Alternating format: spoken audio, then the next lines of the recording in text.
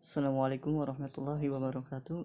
Saya Bizang Geni, saya bersekolah di Perguruan Tinggi STEMIK Amik Bandung. Di sana saya akan menjelaskan sebuah penjelasan mengenai elemen arsitektur sistem dalam mata kuliah arsitektur. Baik, langsung saja, tidak usah lama-lama. Akan saya jelaskan. Nah, ini merupakan gambar dari elemen dalam arsitektur sistem. Yang pertama ada strategi, goals and objective, framework, building principles, proses, standar, method, techniques, dan tools. Semua itu merupakan elemen dalam arsitektur sistem, atau bisa juga kita sebut sebagai enterprise arsitektur. Berikut ini adalah mengenai pengertian dari enterprise arsitektur itu sendiri.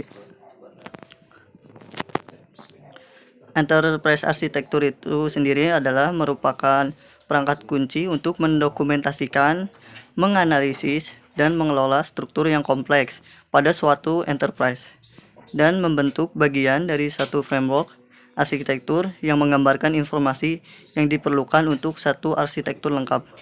Jadi enterprise arsitektur ini lebih ke untuk mendokumentasikan, menganalisis, dan mengelola struktur yang kompleks pada suatu enterprise. Enterprise ini seperti perusahaan atau juga organisasi.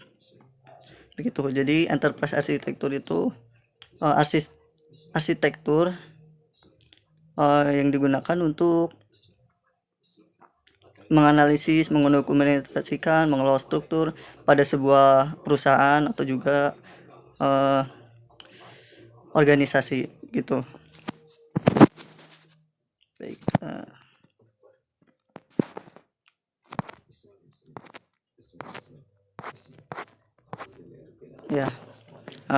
Berikut ini adalah elemen-elemen dalam enterprise arsitektur. Yang pertama ada strategi, lalu yang kedua goals and objective, ketiga ada framework, keempat building principles,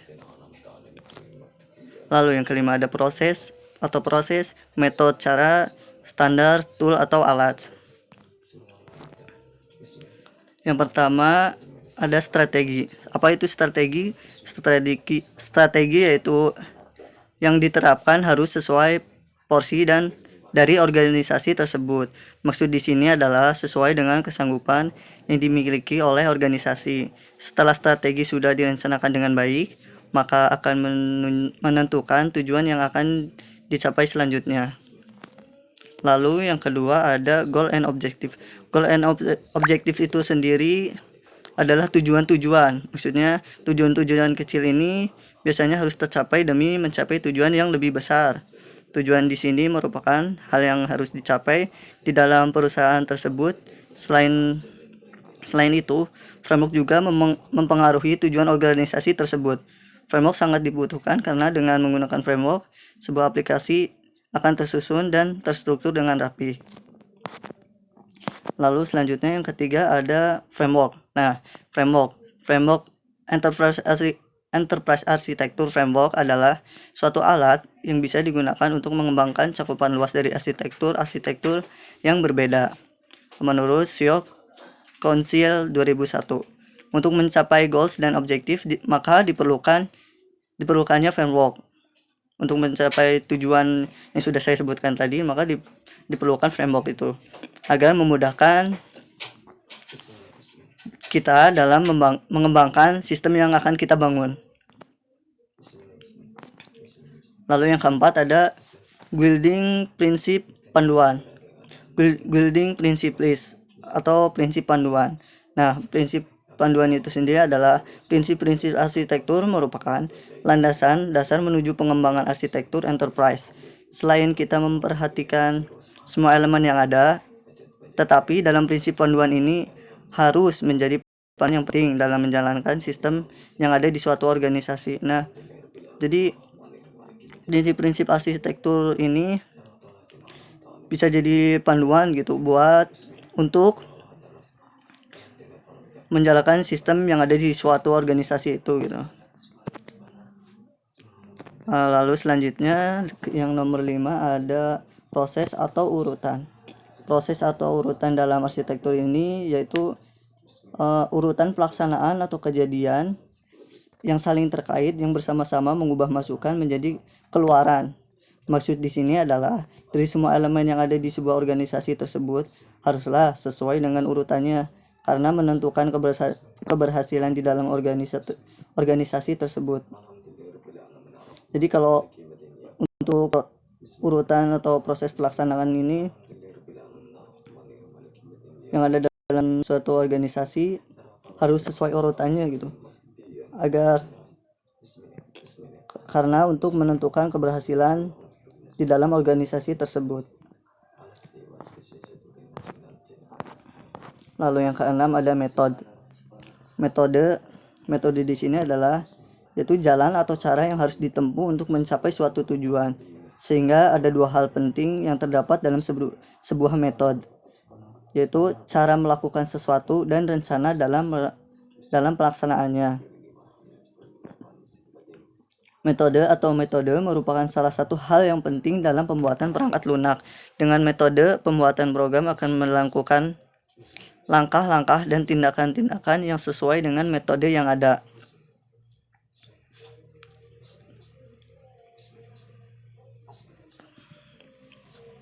Begitu. Lalu yang selanjutnya yaitu ada standar. Standar adalah suatu norma atau persyaratan yang biasanya berupa suatu dokumen formal yang menciptakan kriteria, metode, proses, dan praktik, rekayasa atau teknis yang seragam. Standar yang bagus dimiliki akan menciptakan arsitektur enterprise yang bagus pula. Jadi kalau kita memiliki standar yang bagus dalam arsitektur yang kita bangun itu, maka dari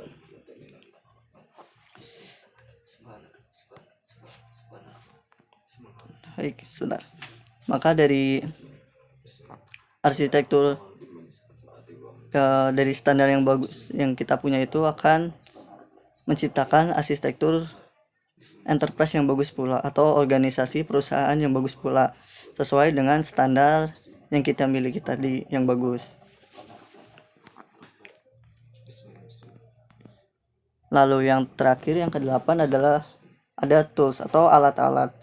Tools ini merupakan alat bantu yang dapat digunakan oleh programmer dalam menyelesaikan proyek yang ada, mulai dari tool animasi, tools multimedia, tools normalisasi, dan lain-lainnya.